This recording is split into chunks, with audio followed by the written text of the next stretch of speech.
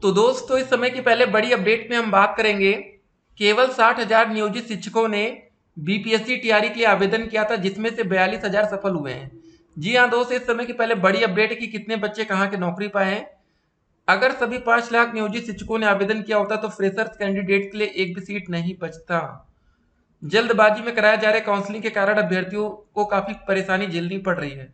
देखिए दोस्तों, जल्दबाजी की बात तो नहीं है, लेकिन इतनी तेजी से नौकरी देने की बात हो रही है, ठीक है ना। और देखिए सर्वर में दिक्कत हो जाती है। एक और बड़ी अपडेट जरा देखिए। बीपीएससी टीआरई में कुल 1,22,000 सफल अभ्यर्थियों में से लगभग 42,000 नियोजित शिक्षक है और 15 से 18,000 अदर स्टेट के अभ्यर्थी का सिलेक्शन हुआ है। तो जरा समझेंगे कि मामला कहाँ से फंस रहा है, आपके साथ बड़ा धोखा कैसे हो रहा है। जी हाँ दोस्तों, आपको बता दें, जो ये नियोजित शिक्षक हैं, इनकी सैलरी पहले से ही ठीक ठाक है। अगर दोस्तों ये 42,000 नियोजित शिक्षक ना होते तो क्या दोस्तों बहुत बड़ा परिवर्तन आपको देखने को मिलता है? डेफिनेटली मिलता है। जो नियोजित शिक्षक हैं वो पहले से दोस्तों 35,000 लगभग सैलरी पा रहे होंगे, ठीक है। जो बीपीएससी की तरफ से नौकरी पाएंगे उनकी सैलरी 40,000 से समथिंग रहेगी। तो जरा देखिए नियोजित शिक्षक वाला मामला फंस क्यों गया। क्योंकि देखिए इनको राज्य कर्मी का पहले जो दर्जा मिलने वाला था बिना शर्त के, लेकिन दोस्तों बाद में कंडीशन को अप्लाई कर दिया गया कि भाई आप पेपर देंगे, अगर आप उसको 3 बार में क्लियर कर लिए तब तो आपकी नौकरी रहेगी, नहीं तो आपकी नौकरी खत्म हो जाएगी। तो उसके बाद नियोजित शिक्षकों के पास कोई ऑप्शन नहीं बचता, तो भैया उनको बीपीएससी टीआरई में पीआरटी शिक्षक भर्ती के लिए आवेदन करना पड़ता। ठीक है, तो आप समझ सकते हैं कि अगर उनको बिना शर्त के राज्यकर्मी का दर्जा दे दिया जाता तो हमने आपको जो बोला था कि मिनिमम कट ऑफ पर आपकी नौकरी लग सकती है, वो संभव होता। अब बताइए 42,000 नियोजित शिक्षक नौकरी पा गए। उसका रीजन ये है कि कट ऑफ को कम रखा गया था, ठीक है। और एक और अपडेट, शिक्षा विभाग की तरफ से वेटिंग लिस्ट जारी करने को लेकर अभी तक कोई आदेश नहीं दिया गया है। कयास लगाए जा रहे हैं कि शेष बची रिक्तियों को अगली बहाली में जोड़ा जाएगा। ये दोस्तों बहुत ही इंपॉर्टेंट अपडेट हम आपके सामने रख रहे हैं। जैसे दोस्तों आप 9 से 10, 11 से 12 में जो सीटें बच रही हैं उसको नेक्स्ट वैकेंसी में सम्मिलित करने की बात हो रही है। तो हो सकता है कि जल्दबाजी में एक और डिसीजन ले लिया जाए और जो भी इस वैकेंसी में सीटें बच जाए उसको एक न्यू शिक्षक भर्ती के रूप में ले आया जाए। लेकिन दोस्तों अगर नई वैकेंसी में आएगा तो जो बच्चे फ्रेश कैंडिडेट है डीएलएड के, उन बच्चों को भी मौका मिलेगा, बीएड पूरी तरीके से बाहर होगा। अगर एक और वैकेंसी प्राथमिक शिक्षक भर्ती या पीआरटी में देखने को मिले हमें, तो वहां से बीएड को पूरी तरीके से बाहर समझा जाएगा। ये दोस्तों इंपॉर्टेंट अपडेट है, इसको आप जरा ध्यान में रखेंगे, ठीक है। तो बीएड छात्रों को कंप्लीटली बाहर माना जाएगा। अब देखिए मुख्यमंत्री शिक्षकों को गांधी मैदान में देंगे नियुक्ति पत्र। ये भी दोस्तों एक बड़ी खबर हम आपके सामने रख रहे हैं। 25,000 नौ नियुक्त शिक्षकों को नियुक्ति पत्र देंगे सीएम। जिनके नाम में त्रुटि उनकी काउंसलिंग 31 के बाद। ठीक है, यहाँ पर आप देख सकते हैं क्या क्या मामला चल रहा है, ठीक है। जिनके नाम व आधार में गलती उसका लिया जाएगा हलफनामा। तो देखिए अगर आपने छोटी मोटी गलती कर दी है तो उसको आप एफिडेविट के माध्यम से बचा सकते हैं, इतना टेंशन वाली बात नहीं होती। लेकिन जो इंपॉर्टेंट बात होती है एकेडमिक और इन सब डिटेल्स में गलती आपको नहीं करना।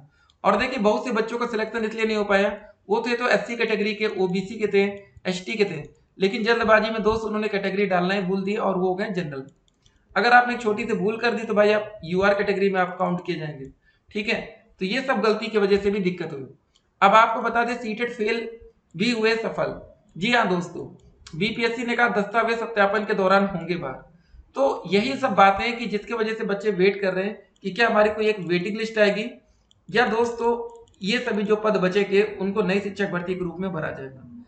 अगर वेटिंग लिस्ट आती है तो बहुत से बच्चों को फायदा होगा जिन बच्चों के नंबर कम है। अगर नई भर्ती आती है तब तो भैया सबको फायदा हो जाएगा। और देखिए नियोजित शिक्षक कैसे इतना अच्छा स्कोर कर गए, ये भी आपके संदेह में होगा, डाउट में होगा।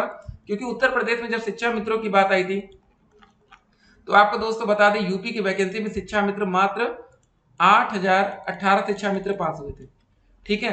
लेकिन दोस्तों जिस हिसाब से बिहार में देखने को मिल रहा है नियोजित शिक्षक की भाई लाइन लग गई है, ये तो बहुत बड़ी संख्या है। देखिए भैया जो बीपीएससी है ना, ये डाटा क्लियर दे नहीं रहा है, ठीक है। अभी सिर्फ कयास लगाया जा रहा है कि 15 से 18,000 अदर स्टेट वाले बच्चे हो सकते हैं, एकदम क्लियर डाटा नहीं मिल रहा है, ठीक है। तो भैया बीपीएससी को एक ऑफिशियल नोटिस के माध्यम से सब कुछ क्लियर करना चाहिए कि हमारी फाइनल कट ऑफ कितनी थी, कितने बच्चे डीएलएड के थे, कितने बच्चों ने बीएड में स्विच करने के बाद, जैसे बीएड के बच्चे डीएलएड में स्विच करने के बाद कितने बच्चों को नौकरी मिली, क्या क्या पूरा माजरा है, कितने बच्चे सीटेट अपेयरिंग छात्र थे, कितने बच्चे डीएलएड के अपेयरिंग छात्र हैं, देखिए। तो उससे बिल्कुल क्लियर डाटा मिलता है। सवाल यही है नॉर्मलाइजेशन। जी हाँ दोस्तों, देखिए अगर पुरुषों की कट ऑफ 68 गई है, अगर कोई महिला उम्मीदवार 68 या इससे प्लस में नंबर पाई होगी तो सबको क्या कर दिया गया, यूआर कैटेगरी की मेल कैंडिडेट की सीट अलॉट कर दी गई फीमेल को भी। ठीक है, इससे दोस्तों मेल कैंडिडेट्स का काफी बड़ा नुकसान हो गया।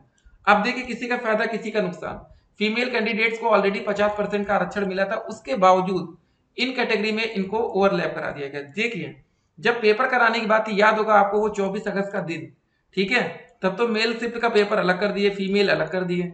ठीक है, जब सब कुछ ही अलग करना था तो एक नॉर्मलाइजेशन तो कर देते भैया, डायरेक्ट ही कैसे फीमेल कैंडिडेट्स को मेल में क्वालिफाई करा दिया। तो आप समझिए कि क्या क्या गलतियां हुई हैं। अभी दोस्तों कोई भी क्लियर स्पष्टीकरण नहीं आया। ओवरलैपिंग की प्रॉब्लम, बहुत से बच्चों को लग रहा है कि भाई कैटेगरी वाइज जो ओवरलैपिंग है उसको ठीक तरीके से नहीं कराया गया, स्कोर कार्ड जारी नहीं किया जा रहा है वेटिंग लिस्ट वाली। जी हाँ दोस्तों, सीटेट भैया क्या स्कोर जारी कर सकता, तो बीपीएससी को क्या पड़ा है, वो स्कोर जारी क्यों नहीं कर रही है। ठीक है, बहुत से बच्चों का सिलेक्शन हुआ है, बहुत अच्छी बात है, जिन बच्चों के नंबर अच्छे थे उनका सिलेक्शन हो गया, लेकिन किसी भी बच्चे के मन में डाउट नहीं होना चाहिए। उत्तर प्रदेश में हमने 6800 सीटों पर आरक्षण घोटाला देख चुके हैं, मामला कोर्ट में, और बच्चों का कहना है कि 19,000 पदों पर आरक्षण घोटाला।